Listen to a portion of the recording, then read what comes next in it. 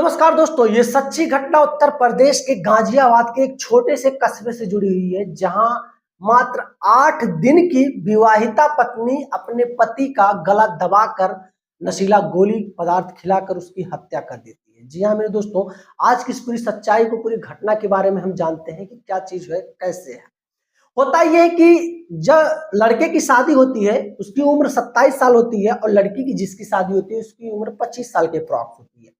शादी हालांकि दोनों की रजामंदी से होती है, परिवार के लोग अच्छे से मतलब राजी थे, कोई जोर जबरदस्ती दोनों पक्षों में नहीं था।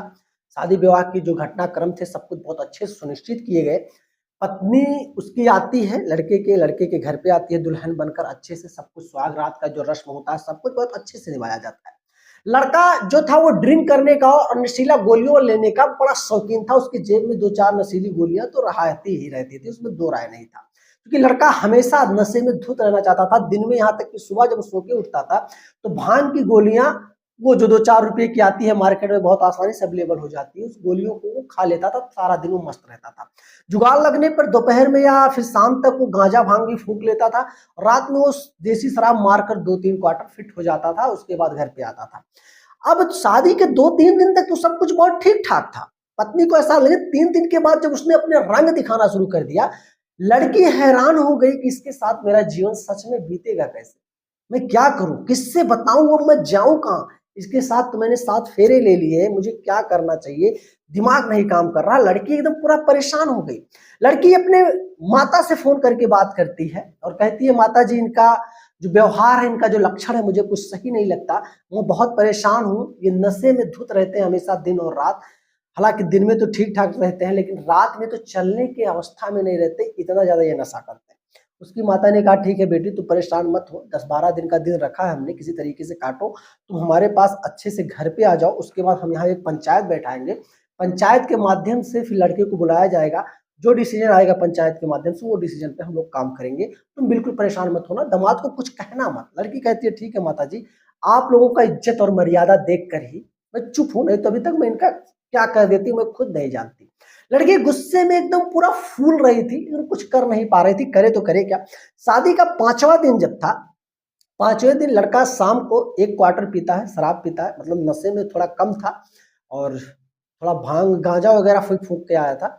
आता है लड़की के साथ, खाना खाता है बैठ के नॉर्मली, और लड़की से कहता है, आज मेरा एक सपना, उसको तुमको पूरा करना होगा। लड़की ने कहा, तुम्हारे सपने जाए भाड़ में, पहले तुम अपनी आदत सुधारो। तुम सपने की क्या बात करो, तुम्हारे पास कोई सपना हो ही नहीं सकता।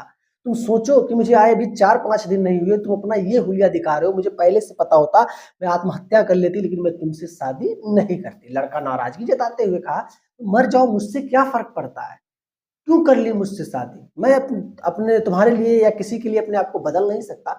लड़की ने कहा, ठीक है नहीं बदल सकते तो तुम अपने रास्ते रहो, खा पी के सो, मुझे अपने रास्ते रहने दो, खा पी के सोती हूँ, मुझे क्यों परेशान तुम कर रहे हो। लड़का कहता, अच्छा ठीक है, को परेशानी लग रही है, लेकिन एक चीज मेरी जिद है, आज उसको तुमको करना पड़ेगा।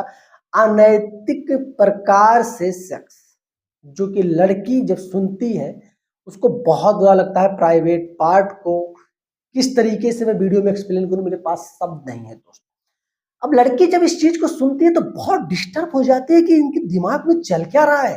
भाई नशे में धुत है व्यक्ति तो ठीक है, चलो कोई बात नहीं, अब इसके दिमाग में ये खोरा फेंची चल रहा है, इसको कौन निकालेगा। लड़की कहती है, दिमाग खराब मत करो, दोबारा ये चीज जुबान पे मत लाना, तुम सोच भी कैसे सकते थे, पहले अपनी हालत देखो तुम कैसे हो, जब अपने हालत पे सुधार लाना फिर मुझसे आके बात करना। लड़का बहुत नाराज हुआ, लड़की को वहां तक कि दोनों में झगड़े हो गए, लड़की को मार भी दिया। शादी के 5वें दिन लड़की को मार देता है। मारने के बाद फिर दोनों में कुछ झगड़ा होती है, लड़की बैठ के रोती है।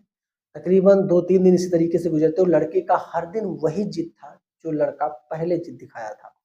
8वां दिन शादी का जिस दिन था, यानी कि लड़की को आए लड़के के घर जिस दिन 8वां दिन पूरा हुआ, फिर रात में वो पता नहीं दोस्तों के चढ़ाए कि पहले से दिमाग में मंथन किया था, वो लाता है लड़की के पास और यही चीज लड़की के सामने रखता है और लड़की से कहता, आज कुछ भी हो जाए, चाहे मुझे तुम्हारा जान ही क्यों ना लेना पड़े, आज तुमको ये चीज करना है तो करना। लड़की बहुत ज्यादा आपत्ति जताई और दोनों में मारपीट होने लगा। लड़की धक्का देती है लड़के को, ऐसे थोड़ा सा धक्का देती है, लड़का जाके दीवार में टकराता है। चलने की अवस्था में तो ऐसे बहुत नहीं था वो, और टकराता है, थोड़ी सर में चोट हो लगने की वजह से वो इस तरीके से बेहोश हो जाता है। लड़की डर जाती है वो क्या करे, लेकिन लड़की ने सोचा कि बहुत कुछ हो सकता है इनको होश आए, सुबह मुझे मारे पीटे, या लड़की एकदम आपा खो बैठी और लड़की ने वहीं गला दबा दिया, उसका गला दबाकर उसकी हत्या कर दी।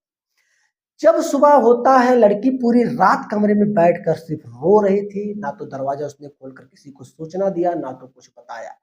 जब सुबह में होता है, परिवार के लोग तकरीबन 8 बज गए कि दुल्हन ये सोच रहे थे कि दुल्हन आज सुबह में निकली क्यों नहीं, क्या मामला है। लोग दरवाजा खटखटाए, लड़की सहमे हुए उठती है, दरवाजे को किल्ली को हटाती है, और जब घर में परिवार के लोग एक दो लोग एंटर करते हैं, देखते हैं उनका बच्चा खत्म पड़ा हुआ है।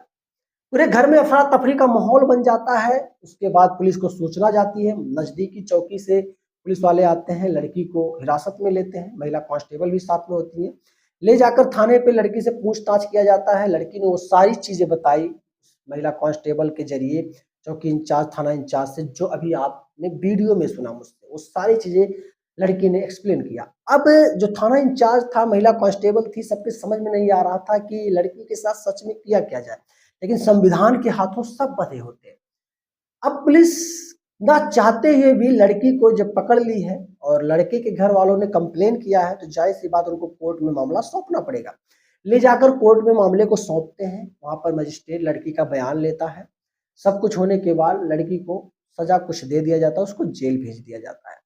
अब दोस्तों, जो आज की एक कहानी है, मैं सुनाने का जो मेरा मकसद है, जो जरिया है, ये नहीं किसी की भावनाओं को ठेस पहुंचाना या किसी के पर्सनल जीवन को उजागर करना, बल्कि मकसद ये है दोस्तों कि कभी इस तरीके से भी आप नशे में ना धुत हो जाओ, इस तरीके से क्रियाकलाप करने की ना सोचो कि आपका परिवार आपका ही साथ ना दे और आपकी ही जिद आपकी जान ले जाए।